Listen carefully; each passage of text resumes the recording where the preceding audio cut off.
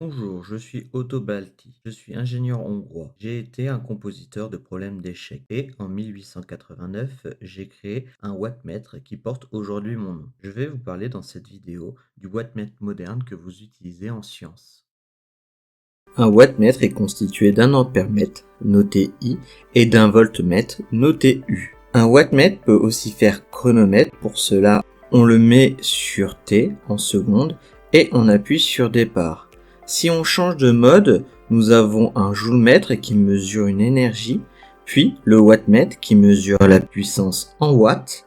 Nous avons aussi un ampèremètre et un voltmètre. Nous allons maintenant nous mettre sur wattmètre et voir comment brancher l'appareil. Nous commençons toujours par le circuit en série, donc avec le générateur, l'ampèremètre et la lampe.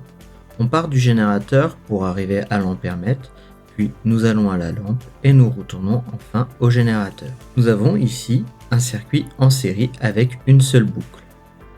Maintenant, nous allons brancher le voltmètre aux bornes de notre dipôle étudié.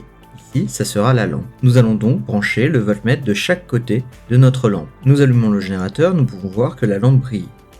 Sur notre wattmètre, la valeur de 13 watts est indiquée. Nous pouvons aussi avoir la valeur de l'intensité qui est ici de 1,79 ampères et de la tension qui est de 7,56 volts. Pour avoir les valeurs de l'énergie, il faut aller sur WE, puis cliquer sur départ. Pour résumer notre montage, nous avons une boucle avec un générateur, un ampèremètre et le dipôle, puis en parallèle de ce dipôle étudié, un voltmètre. Il faut toujours commencer par le circuit en série pour ensuite brancher le voltmètre. Attention cependant, il faut toujours brancher le wattmètre avant de faire toute manipulation.